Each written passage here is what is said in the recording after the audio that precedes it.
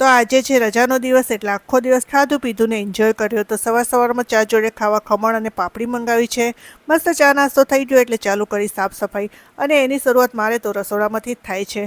મેં સાફ સફાઈ કરીને આ બે જણ આંટો મારીને આવ્યા, પછી જમવાનું બનાવીને જમ્યા અને બધું કામ કરીને નીકળ્યા બહાર. એમ તો 4 વાગી ગયા છે, તો ઘરેથી ચા પીને નીકળ્યા હોત તો એ વાંધો ના આવતો, પણ 2 કપ ચા માટે પાછા કેટલા વાસણ થઈ જાય, તો બહાર જ ચા પી લીધી. પછી નીકળ્યા લોંગ ડ્રાઈવ પર.